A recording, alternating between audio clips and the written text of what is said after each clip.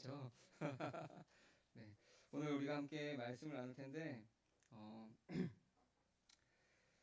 그리스도로 옷 입읍시다라는 제목으로 우리 함께 말씀을 나누려고자 합니다. 우리 말씀 나누기 전에 우리 옆 사람과 잠깐 인사하겠습니다. 함께함이 기쁨입니다. 네, 함께함이 기쁨입니다. 네, 정말 함께함이 기쁨이 되었으면 좋겠습니다. 여러분 금묵자흑이라는 사자성어 들어보셨나요? 금묵자흑, 검은 것을 가까이 하면 자신도 검게 물든다라는 뜻입니다. 비슷한 시조가 하나 있습니다. 이 시조를 제가 못 외워서 써왔습니다. 제가 읽어드릴게요. 정몽주 어머니가 쓴 시인데, 가마귀 싸우는 고래 벨로야 가지 마라. 성낸 가마귀 희빗줄 세울래라. 청강에 조이 씻은 몸 덜어일까 하노라. 아멘 할 뻔했네요. 까마귀 노는 곳에 백로야 가지 마라 라고 하는 이 시조입니다. 이 시조의 뜻은 그렇죠. 까마귀 같은 간신이나 소인배들이 모여 다투는 곳에 백로같이 순결하고 깨끗한 정몽주 너는 가서 물들지 말아라 하는 말이, 그 시조가 바로 이 시조에 있습니다. 오늘날 부모님이 저희한테 저도 어렸을 때 많이 들었던 말이고, 아마 여기 계신 부모님들도 자녀한테 많이 했던 말인데, 까마귀 노는 곳에 백로에 가지 마라, 나쁜 친구들하고 놀지 마라 라고 하는 말들을 많이 해보셨고 많이 들어보셨죠. 저는 정말 많이 들어봤습니다. 근데 저도 이제 아이를 키우는 입장에서 이것이 가장 걱정되는 부분 중에 하나입니다. 아이가 바르게 잘 커야 앞에서 이야기할 때, 설교할 때나 말에 힘이 있을 텐데 많이 걱정이 됩니다. 그래서 그것이 항상 기도 제목이고, 혹시나 그 까마귀의 중심에 우리 아이가 있지 않을까라는 것들이 항상 걱정이 됩니다. 그런데 우리가 하나 간과하거나 생각하지 못하는 것이 있는데, 우리는 스스로가 검지 않다라고 생각합니다. 그리고 우리는 스스로가 까마귀는 아니라라고 생각을 합니다. 그렇기 때문에 나는 백로이기 때문에, 나는 검지 않기 때문에 그들하고 어울리면 안 돼라는 생각이 우리 가운데 있는 거죠. 만약에 우리 아이들이 놀이터에서 놀다가 집에 들어왔을 때 바로 들어가서 씻고 나오면 괜찮은데, 그렇지 않고 온몸에 먼지와 흙과 막 그런 온갖 더러운 것들이 묻었는데, 이 아이들이 집에 들어오자마자 양말 신은 채로 침대로 올라가죠. 그러면 엄마가 이제 양말 벗어라 막 소리 지르는데, 왜 그러죠? 그런 더러워진 것들이 집안에 청소했던 깨끗한 곳에 다 더럽힐까봐. 그러니까 집안의 깨끗함이 아이들을 더러운 것을 씻는 게 아니라, 아이들의 더러운 것들이 집안 곳곳을 더럽게 만드는 거죠. 더러운 옷을 갈아입지 않으면은 더러운 옷이 다른 것들을 계속 더럽게 만드는 것입니다. 그 더러움이 전염되는 것을 볼 수가 있습니다. 오늘 말씀이 우리가 부정과 죄에 대해서, 특별히 우리는 부정에 대해서 말씀을 나누는데, 여러분 부정과 죄에 대해서 뭐가 다른지에 대해서 고민해 보신 적 있나요? 부정과 죄가 뭐가 다르지? 어떻게 다른 거지? 부정은 부정이고 죄는 죄고, 부정은 어떻게 걸리는 거고 죄는 어떻게 지는 거지? 우리가 고민해 보신 적 있나요? 아마 지금 얘기할 때 뭐가 다른 거지? 라고 생각하실 수도 있습니다. 오늘 말씀을 통해서 우리가 부정과 죄에 대해서, 민수기 19장 말씀을 통해서 뭐가 부정이고 뭐가 죄인지, 오늘날 부정이 무엇인지, 우리가 어떻게 해야 하는지에 대해서 우리가 말씀을 나눌 텐데, 그거에 대해서 함께 고민하고 생각하고 묵상하는 시간이 되길 바랍니다. 민수기 19장은 이제 부정한 대상과 접촉하였을 때 부정케 되는 것, 그러니까 정결 규례에 대해서 나오고 있습니다. 오늘 같이 읽었었던 19장 11절에서 22절까지 말씀은 암송아지의 제라고 하는 것을 사용하는 규정에 대해서 나오고, 오늘 읽진 않았지만 1절부터 10절까지의 말씀은 그 암송아지의 제를 만드는 규정에 대해서 나옵니다. 어떻게 만드냐면은 1절부터 11절까지의 말씀을 보면은 암소를 잡아다가 불에서 사를 때 백향목과 우슬초와 홍색실을 넣어서 암소를 사릅니다. 그러니까 그 재를 만듭니다. 그래서 암송아지의 재를 흐르는 샘물과 섞어서 정결하게 만드는 물을 만드는 것입니다. 아까도 말씀드렸지만 우리가 죄와 부정은 다릅니다. 그런데 죄와 부정이 무슨 차이로 다른지 우리가 설명하기는 참 어렵습니다. 죄는 그냥 죄고 부정은 죄를 지어서 부정해진 건가? 우리가 설명하기는 참 어렵죠. 근데 죄와 부정은 분명히 다릅니다. 구약에서도 죄를 씻는 방법과 부정을 정결케 하는 방법, 그러니까 죄는 씻어야 되는 것이고 부정은 정결케 하는 것입니다. 죄와 부정의 차이점은 죄를 지어서 죄가 있는 것이고, 부정은 부정한 것에 접촉하여서 부정하여지는 것입니다. 그래서 죄는 씻어내야 되는 것이, 그러니까 죄는 씻어내야 되는 것이고 부정은 정결하게 되어야 되는 것입니다. 그렇게 하지 않으면은 부정한 채로 남아 있고 다른 사람을 부정하게 만드는데 내가 남아 있는 것입니다. 아까 말씀드렸듯이 죄와 부정이 다르다고 했는데 재물을 드리는 방법, 그 죄를 씻는 방법, 부정을 정결하게 하는 방법이 다릅니다. 구약에서는 죄는 희생 제물을 드림으로 바침으로써 죄가 사함을 받습니다. 자기가 저지른 죄에 대한 형벌을 용서를 받는 것입니다. 이때 쓰이는 제물이 암소가 아니라 수컷 염소나 황소, 소를 사용합니다. 그러니까 암소가 아니죠. 근데 부정은 수컷 염소나 황소를 사용하는 것이 아니라 암소를 사용을 합니다. 특히 오늘 말씀에서는 그 암송아지를 가지고 어떻게 부정한 사람이 씻을 수 있는지에 대한 것이 나오는데 죽은 자와 접촉을 하거나 죽은 자와 함께 있는 자가 부정하게 된 것을 정결케 하는 예식이 민수기 19장 11절에서 22절까지의 말씀입니다. 만약 이것을 정결하게 하지 않으면은 이따가 더 살펴보겠지만 하나님의 성소를 더럽히게 되는 것이고 다른 사람을 더럽히게 되는 것이고 공동체에서 추방되는 벌을 받게 되는 것입니다. 부정하게 되는 방법은 여러 가지가 있습니다. 레위기를 우리가 쭉 보면은 짜라트라고 말하는 그 피부병에 걸린 사람도 부정하게 되고 그 피부병에 걸린 사람을 만지는 사람도 부정하게 되고 그가 건드는 모든 것들이 다 부정하게 되는 것들을 보게 됩니다. 오늘 말씀은 다른 것들보다 죽은 시체를 어떻게 만지느냐에 따라서 부정하게 된 것을 정결하게 되는 방법에 대해서 나오는 것입니다. 우리 11절 말씀 다시 한번 읽어볼까요? 어느 누구의 주검이든 사람의 주검에 몸이 닿은 사람은 이래 동안 부정하다. 아멘. 첫 번째 부정하게 되는 방법인데 부정하게 되는 방법이라고 하니까 좀 그러네요. 부정하게 되는 건데 시체를 만진 사람이 부정하게 됩니다. 첫 번째입니다. 두 번째는 14절 말씀입니다. 다시 한번 읽어볼까요? 다음은 장막에서 사람이 죽을 때에 지켜야 할 방법이다.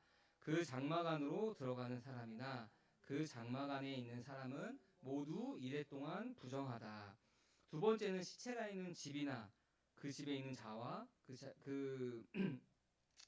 그 장막 안에 있는 모든 사람들, 만진 사람들은 다 부정하다라고 이야기합니다. 세 번째는 16절 말씀입니다. 같이 읽어볼까요? 들판에 있다가 칼에 맞아 죽은 사람이나 그냥 죽은 사람이나 그 죽은 사람의 뼈나 아니면 그 무덤에 몸이 닿은 사람은 누구나 이래 동안 부정하다. 아멘. 세 번째는 들에서 칼을 맞아 죽거나 그냥 죽은 자나 자연적으로 죽은 자, 죽은 사람의 뼈나 무덤을 만진 사람이 7일 동안 부정하다라고 합니다. 원치 않아도 부정해질 수 있는 겁니다. 왜냐면 우리 부모님이나 아니면 가족의 누군가가 돌아가셨을 때 그 시체를 처리하기 위해서 그 시체를 만져야 되죠. 그 집에도 아마 자연적으로 죽으면은 집에도 있을 것이고, 그러니까 내가 원치 않아도 나는 언젠가 한번 부정해질 수밖에 없는 상황인 것입니다. 그러니까 하나님께서 그 부정을 원치 않아도 부정해질 수 있고 그 부정을 가만히 놔두면은 계속 부정한 자로 남아 있으니까 그 이스라엘 백성의 공동체에서 추방당하는 일도 겪게 될 텐데 그 부정을 그러면 어떻게 씻을 수 있을까를 우리가 이야기하고 있는 것입니다. 부정하진 사람들은 셋째 날과 일곱째 날에 그 암송아지의 그 샘물에 섞은 물로 정결 의식을 해야지만 그 부정함에서 정결하게 될 수 있는 것입니다.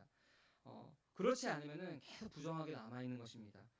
그럼 우리가 그 부정하면은 어떻게 되느냐 계속 말씀드리지만 그 이스라엘 백성에서 추방되어지는 것들로 추방되어지기도 하고 그다음에 부정함으로써 말미암아 다른 사람을 계속 부정하게 만드는 다른 공동체나 다른 기물들을 계속 부정하게 만드는 것으로 본인이 사용되는 것입니다. 우리 12절 말씀 같이 한번 읽어볼까요? 그는 사흘째 되는 날, 일일째 되는 날 붉은 암송아지를 불사른 재를 탄 물로 스스로 정결하게 하여야 한다. 그러면 정하게 될 것이다. 그러나 그가 사흘째 되는 날과 일일째 되는 날에 자기 몸을 정결하게 하지 않으면 그장 부정한다. 그냥 남아있는 것이 아니라 그 사람은 4가지 악을 더하게 됩니다. 우리 13절 말씀 이건 제가 한번 읽어볼게요. 누구든지 곧 죽은 사람의 몸에 닿고도 스스로 정결하게 하지 않은 사람은 주의 성막을 더럽히는 사람이다. 그 사람은 반드시 이스라엘에서 끊어져야 한다. 정결하게 하는 물을 그 몸에 뿌리지 아니하면 자신의 부정을 씻지 못함으로 그의 부정이 여전히 그에게 남아있기 때문이다. 아멘. 부정한 채로 남아있으면 주의 성막을 더럽히는 사람이 됩니다. 그리고 부정이 남아있으므로 다른 사람을 부정하게 만들고 그 다음 사람도 계속 부정하게 만드는 것이 부정을 씻지 않은 사람의 잘못입니다. 그래서 이 사람은 부정을 씻지 않으면은 계속 다른 사람을 부정하게 만들지 않게 하기 위해서 이스라엘에서 끊어져야 한다라고 하는 것입니다. 그러니까 죄만큼이나 심각하게 생각하는 것이 이 부정에 대한 것입니다. 그래서 부정한 상태, 그 상태로 남아있지 않기 위해서 3일째 되는 날과 7째가 되는 날에 암송아지의 재를 섞은 샘물에 정결 의식을 하는 것입니다. 암송아지의 재로 구약 시대에는 부정한 자가 정결하게 되었습니다. 그러나 이것은 한계가 있는 의식입니다. 우리가 구약을 통해서 뭘 봐야 된다 그랬죠? 오실 예수님을 봐야 되는 것입니다. 그러니까 이 정결케 하는 의식, 죄를 사하는 그 의식도 그 의식을 통해서 우리는 예수님을 봐야 되는데 이 정결케 하는 이 암송아지의 죄의 의식은 한계가 있는 의식입니다.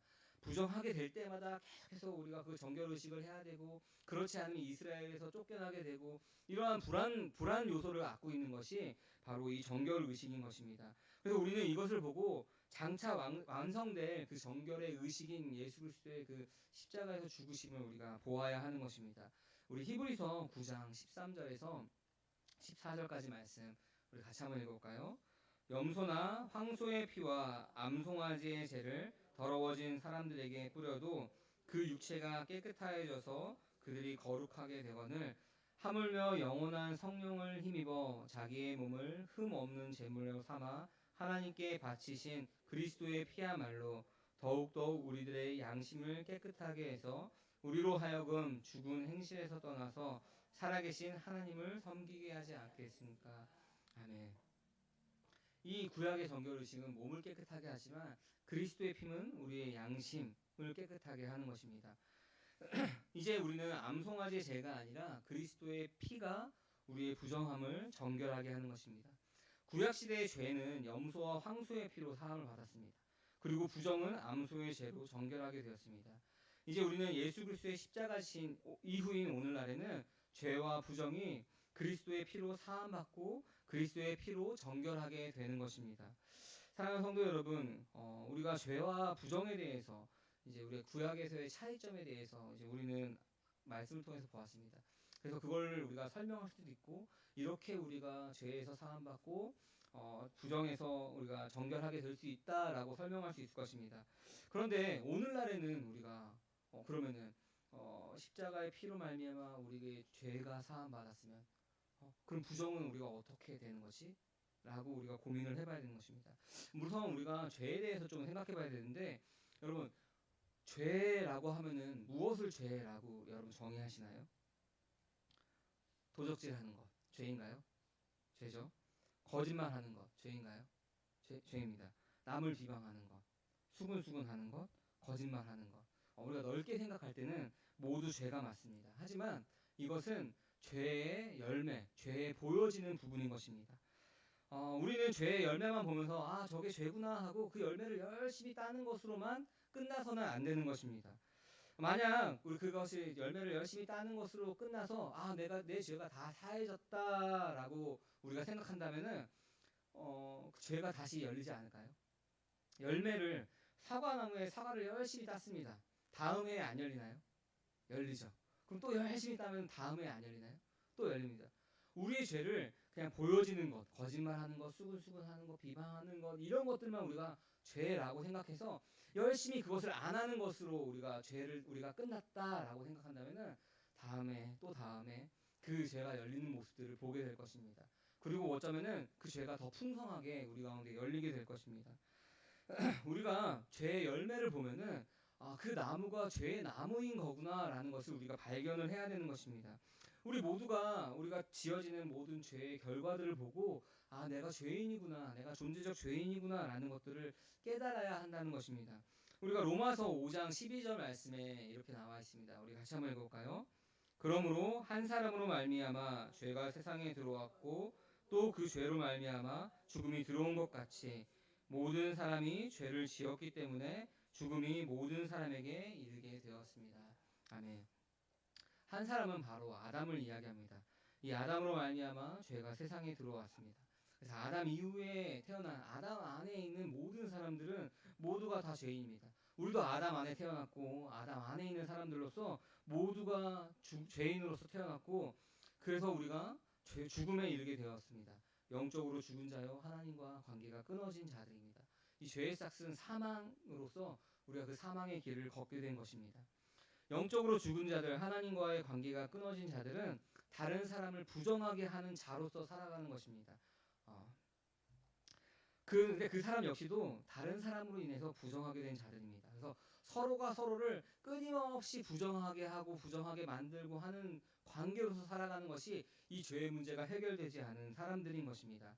그러나 예수 그리스도의 피는 그 존재적인 죄인인 우리를 용서하십니다.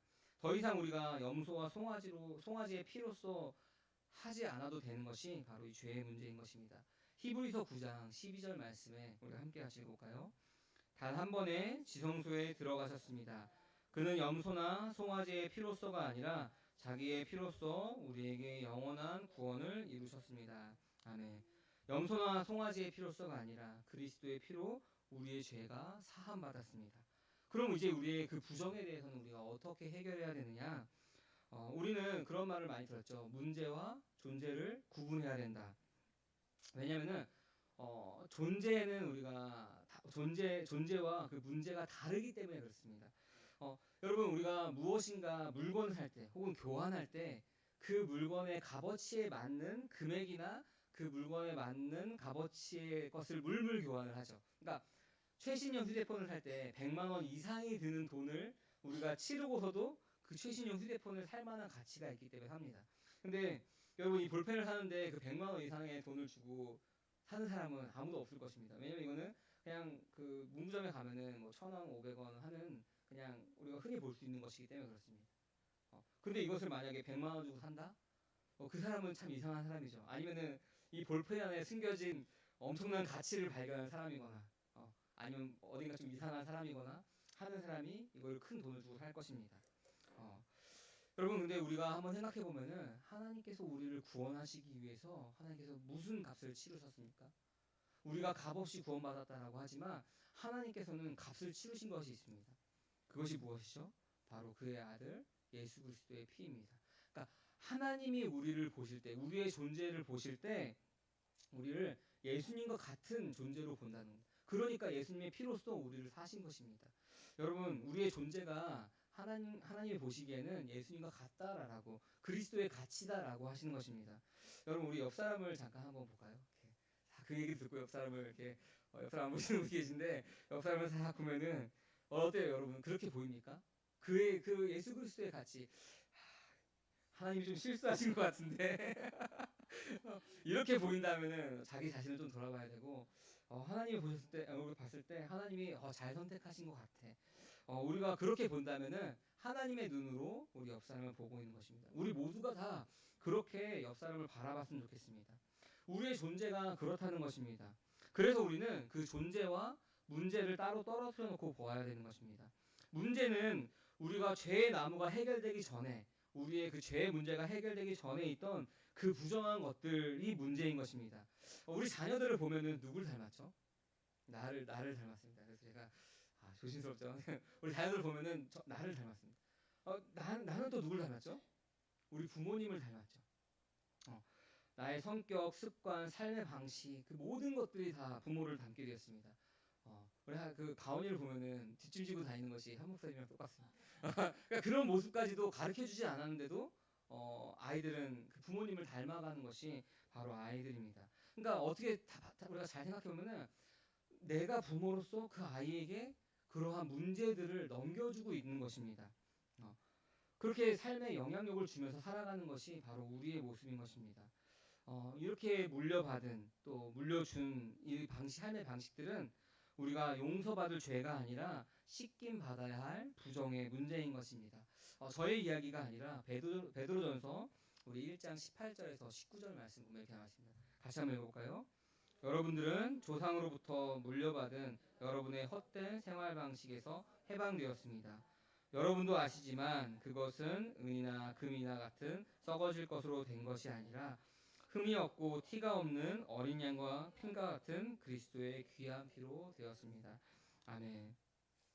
이런 조상으로부터 물려받은 이런 헛된 생활 방식에서 우리가 해방되었습니다. 그러니까 우리가 그 남아있는 그 죄의 쓴뿌리처럼 남아있는 그 죄의 열매들을 우리가 어떻게 처리하면서 살아갈 것인지, 우리가 그리스도로 옷 입어서 이제 더 이상 그 옛 생활 방식에서 머무는 것이 아니라 그리스도의 삶의 방식으로 어떻게 살아가야 하느냐에 대해서 이야기하는 것입니다. 그러니까 죄는 그리스도의 피로 말미암아 우리가 그와 연합함으로 말미암아 우리 옛사람이 죽음으로 말미암아 해결되었고, 이제 부정의 문제는 우리가 살면서 날마다 그것을 끊어내야 되는 문제가 된 것입니다. 구약에서는 암송아지의 죄로 씻음 받았고, 오늘날에는 그리스도의 피로써 그 부정의 문제가 씻음 받았습니다. 부정은 우리 속에 내재되어 있기 때문에 우리가 벗어버려야 되는 옛사람의 옷인 것입니다. 그렇지 않으면 구원 받았음에도 불구하고 여전히 부정으로 인해 나도 타인도 부정하게 만드는 것이 그 부정의 문제를 해결하지 않은 사람들의 모습입니다. 여러분 다 그런 경험이 있을 겁니다. 가정에서 혹은 공동체에서, 아니면 우리가 속해 있는 그 회사나 아니면 직장에서 우리가 어떤 문제로 인해서 화가 났을 때 확 짜증을 내면 어떠죠? 그것이 막 전염되어 가죠. 그래서 그 회사나 아니면 공동체나 가정 안에 그 나의 부정으로 말미암아, 나의 그 죄의 열매로 말미암아 다른 사람들까지 그 부정이 전염되는, 그래서 하루 종일 그 부정을 우리가 씻지 않으면은 계속 전염되어지고 하는 그 겹치는 모습들을 우리가 경험했을 것입니다. 이렇듯 부정은 전염되는 것입니다. 그렇기 때문에 우리가 그 부정은 벗어버리고 씻어야 되는 것이 바로 부정의 문제인 것입니다. 옛사람의 흔적이며 옛사람의 옷이 그 부정의 문제인 것입니다. 옛사람의 옷을 벗어버리는 것은 다른 방법으로 되는 것이 아닙니다. 아까 말씀에서도 뭐라고 하셨죠? 우리 그리스도의 귀한 피로 된 것이 우리가 부정을 씻을 수 있는 문제인 것입니다. 서두에서 말씀드렸듯이 우리가 죄와 부정은 다르다라고 말씀드렸습니다. 그리스도의 피로 사함 받으면 되는 것입니다. 죄의 문제는. 그러나 부정의 문제는 정결하게 된 이후에, 그 죄가 사해진 이후에 우리가 새 옷을 입어야 하는 것입니다.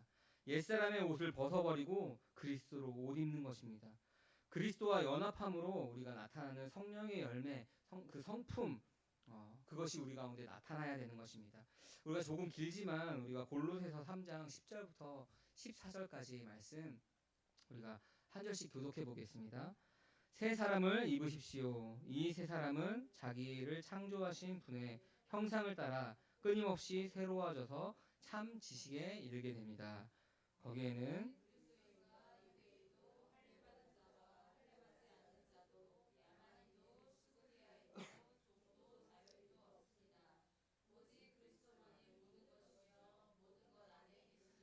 그러므로 여러분은 하나님의 택하심을 입은 사랑받은 거룩한 사람답게 동정심과 친절함과 거룩함과 온유함과 오래 참음의 옷을 입듯이 입으십시오.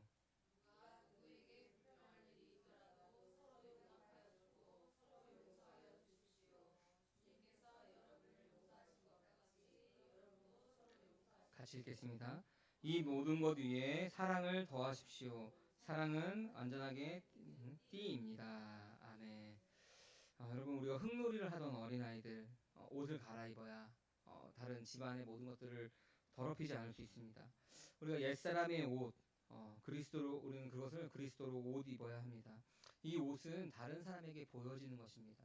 제가 공방에서 일을 할 때는 작업복을 입고 일합니다. 정장을 입고 일하지 않죠. 근데 앞에서 설교할 때는 이렇게 정장을 입고 일합니다. 그러니까 이 옷은 다른 사람에게 보여지는 것입니다.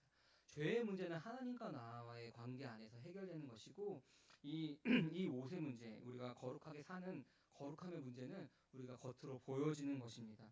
그리스도로 연합함으로 존재적인 죄인이었던 내 옛사람이 새 사람이 되었을 때 우리의 행실도 그리스도로 옷 입음으로 말미암아 변하게 되는 것입니다.